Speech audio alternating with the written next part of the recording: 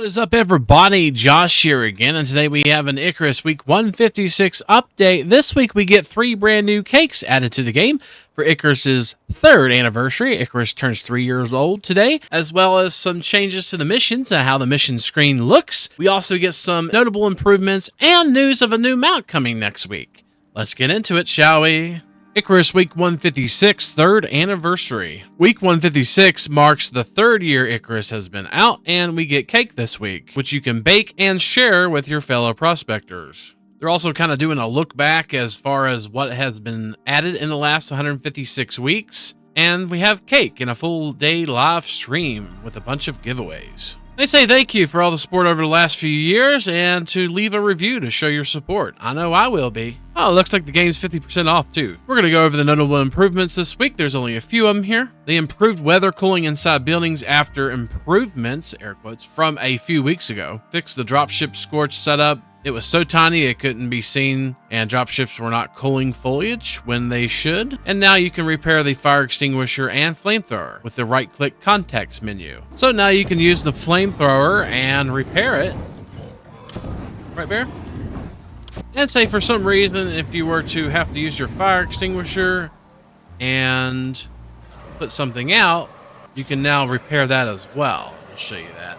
After using these items a little bit, you can go and you can right click and repair these items, and you do have to be in the machining bench or fabricator, or both of them. It can be either the machining bench or fabricator. You can see you can right click on the items now and repair them in the perspective benches, and it's only going to cost you about 1 aluminum ingot to repair the flamethrower, and it looks like a steel ingot for the fire extinguisher. And that's pretty much all the notable improvements this week. And this week they go over the 3 years of Icarus. It's been 3 years, and they've released a free update every week for 156 weeks and counting, and they're taking the moment to look back and celebrate how far they've come. They originally released Icarus as an intent to be a live service-like game with a unique take on the survival genre, and it has changed a lot since it came out, that's for sure. And they think that it was a rocky launch, and it was.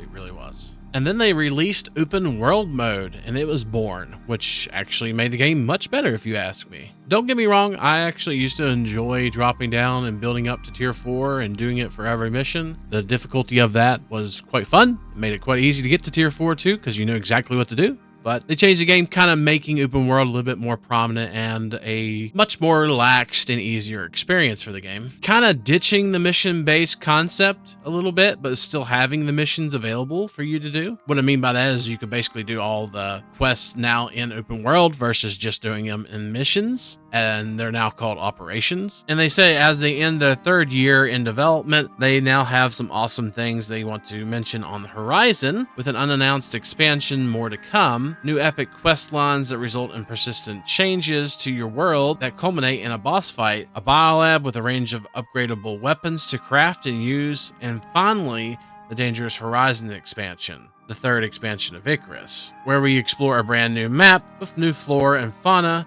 and possibly even NPCs. And we've been with Icarus. Pretty much we've been doing Icarus content since Beta Weekend 1 in the past 3 years. So they go over a 3-year breakdown here in the next section, and they got some numbers for you nerds. I mean, they now have 57 total operations plus missions after launching with 35. They say they have 10 maps, including 7 outposts, totaling 199 square kilometers in the playable area. In 2021, they launched with 140 plus craftable items. That number now stands at 1,763, an 11 times increase, averaging 11.3 new items a week. Not 11.3 items a week, but averaging.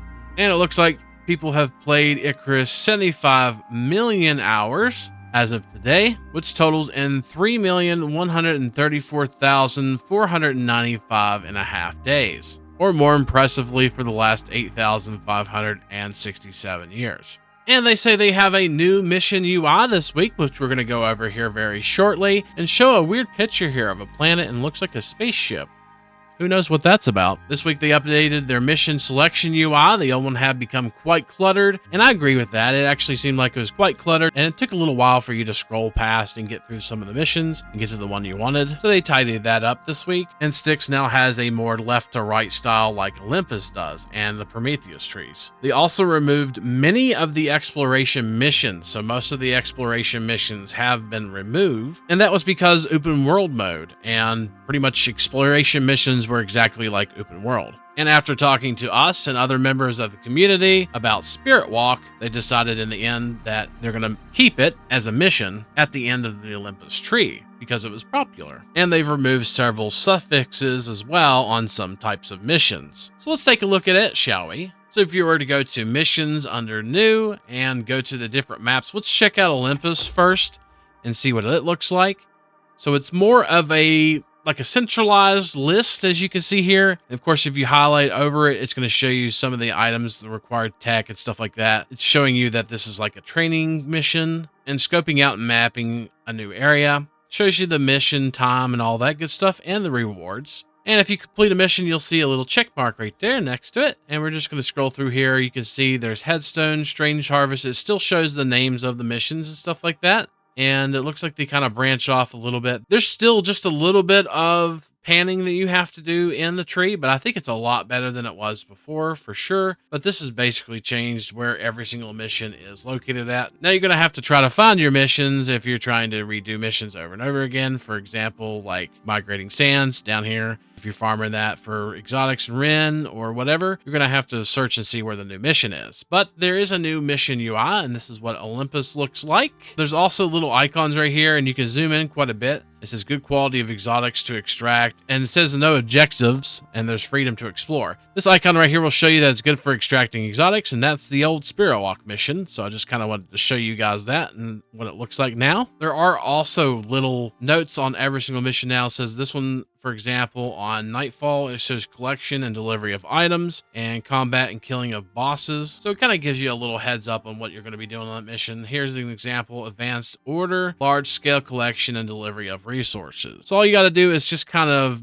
bring your mouse over and it will highlight what you have to do in that mission now, which is pretty neat. I actually like the change to the missions. It does look a little bit better and definitely gives a little bit more information, especially for newer players that haven't actually completed these missions before, as to what they're be getting into on that mission. This is what Styx looks like. It looks like they definitely went and redid all of the different types of missions. So we've got all these missions completed, of course. But as you can see, Styx looks completely different than what it looked like before, where it used to be in different sections up in the corners. Now it's more streamlined, like the Prometheus and Olympus maps. And over here on Prometheus, you're going to notice that it is streamlined as well, and it looks like it's changed. So just kind of jump in the game and you can see all the new changes they made to the missions and the mission trees. And for example, we'll give you a little example here. Defender, you're going to be scoping out and mapping a new area. So it definitely gives you what that mission entails. And the main item that they added this week is cake. So now we have cake for the celebration of 3 years of Icarus. And they're adding the new cake recipe. And as a unique recipe as it's meant to be shared, once crafted, you can place it on the surface like deployable and then pick up the pieces individually so they can be eaten. There's 3 different types of cake. That's chocolate, coconut, and carrot. And they can all be crafted at the electric stove and require sugar, flour, eggs, oil, milk, and water, as well as their respective unique ingredients. Modifiers boast a large boost to health and stamina and their regeneration, as well as an experience boost. So for these ingredients, we're going to hop onto our old update prospect instead of our new one, since we don't have cows on the new one yet. Hopefully this will be the last week I'm on this, so I'm going to try to work on that a little bit this week. See if we can't get our other prospect up and going. So we're going to go up to our electric stove here, and we're going to scroll down to the very bottom, and we're going to see 3 brand new cakes that you can make: the carrot cake, coconut cake, and chocolate cake. The carrot cake requires 500 milliliters of milk, so you're going to need milk in a milk pail or whatever you use, milk bottle as well. You're also going to need sugar cubes, so it means you're going to need to grow sugar cane and do sugar and process it. You also need eggs, which means that you're going to need chickens to make that. We also need seed oil, so you just need seeds and convert it over to oil in a material processor or mortar and pestle. And also you need carrots, 5 of those. Carrot cake is a decent buff. It gives plus 100 maximum stamina and health, plus 25% experience gained, plus 30 charge and reload speed. Of course, charge speed is how fast a bow draws back, and reload is, of course, how fast you reload a gun. And it also gives you plus 50% health regeneration and 30% projectile damage. So it's a really nice buff as far as the projectile damage goes. The maximum health and stamina are kind of low, but it also is a kind of easier cake, I think, to make. The next cake we have is coconut cake, and that requires milk, 500 milliliters of that, flour, sugar, eggs. They all require those 4 ingredients. Seed oil as well. And then, of course, mature coconuts. So that means you have to actually take some coconuts and let them mature. So you just got to get coconuts from any of the palm trees in the desert. So you chop the top of palm trees in the desert, you'll get coconuts, and then let them mature, which means you have to let them go from the young ones to the ripe ones to mature. Mature is the last phase of a coconut. And then now you can make some coconut cake. We'll go ahead and make that since that's getting ready to expire. Let's take a little while for you to make that. And that gives a heck of a buff. That's 250 maximum stamina and health, plus 25% experience gained, minus 40% stamina consumed by tool actions, so it's a really good farming buff, plus 50% health regeneration, and plus 50% crafting speed, so you can actually craft faster with the coconut cake. And finally, we have chocolate cake, the best food in the game currently. It requires all the same ingredients as the other cakes. That's milk, flour, sugar, eggs, and seed oil. And also requires 10 coca per cake. And this gives you plus 300 maximum health, maximum stamina, plus 25% experience gain,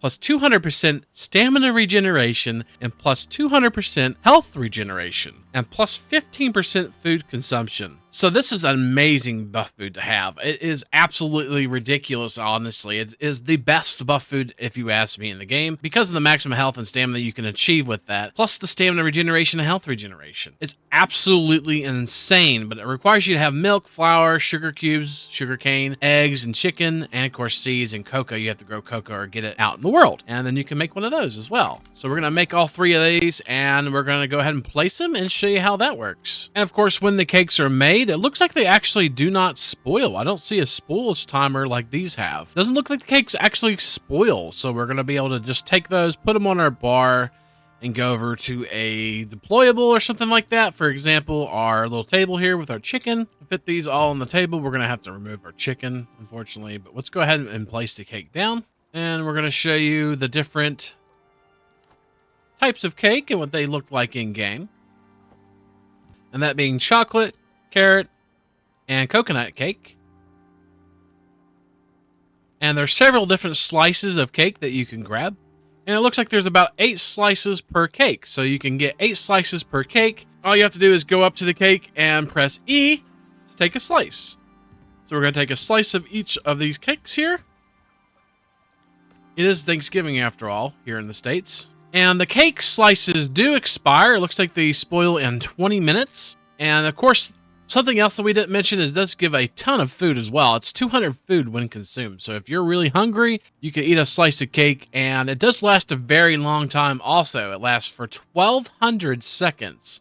And the 20 minutes spoiled probably is also because of our talents as well. We do have naturally preserved. So it's probably less than that. Half of that probably.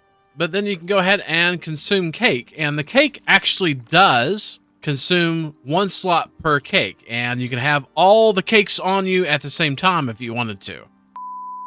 I'm Wilfred Brimley, and I'd like to talk to you for a few minutes about diabetes.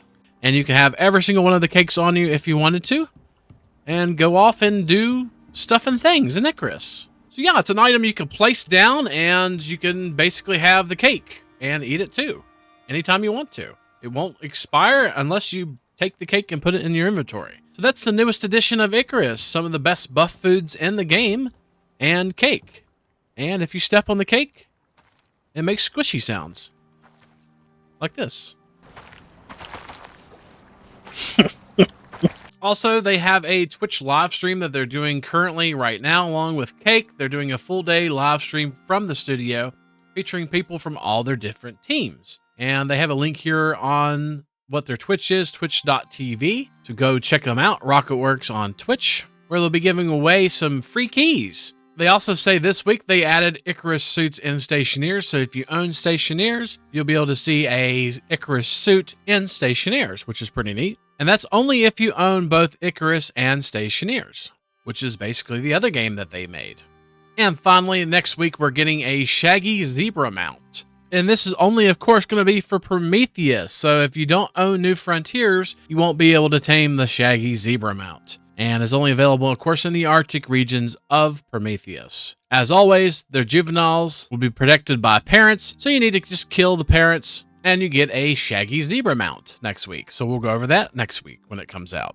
And since it's like 7 o'clock in the evening on Thanksgiving, we're going to shortly go over the changelog and just skim over it. And in the new content section, we've already went over pretty much all that, so we'll move on to the fix section. Looks like when you skin calf heads now, they don't have 2 heads, just 1. And hopefully they fixed the weird weather effects inside of buildings now. They added an indestructible tag to players' fists so the dropship doesn't attempt to destroy them. And whenever the extinguisher and flamethrower get down to 0, they don't become destroyed. And the fire extinguisher actually has a hit range increased by 50%. And there was a bug. We actually didn't know it was a bug, but we now have confirmation. They fixed bugs where your naturally spawning juveniles, moas, buffaloes, etc. could be tamed without dealing with the parents first.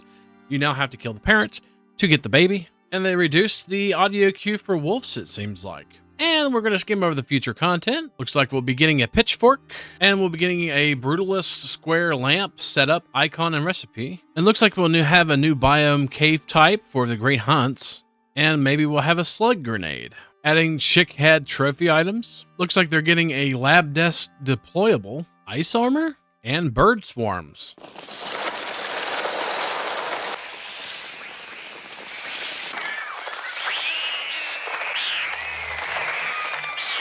Yay! And looks like the mammoth will have some kind of god mode and regenerate during regeneration phases. It looks like they're adding farm railings and up to 60 members for prospects and a tactical shovel. And looks like the rock golem will have some kind of immunity as well at the beginning of each of their combat phases. Some kind of jump to attack, it looks like. Yep, getting a farm railing and a farm gate. And they're talking about next week's mount, the woolly zebra. And they're working on the rooster. And that's it for that changelog. A huge one, by the way. And that's going to be it for this video. Don't forget, if you like what you see, to like, comment, subscribe, and all that good stuff. Subscribing will get you weekly Icarus update videos and content videos whenever those come out as well. We will be streaming this Friday, just to let everybody know. I will do those streams probably later, but we will be continuing our build stream from last week and working on this brand new open world we do for update videos. And hopefully, we'll see you next time. Peace.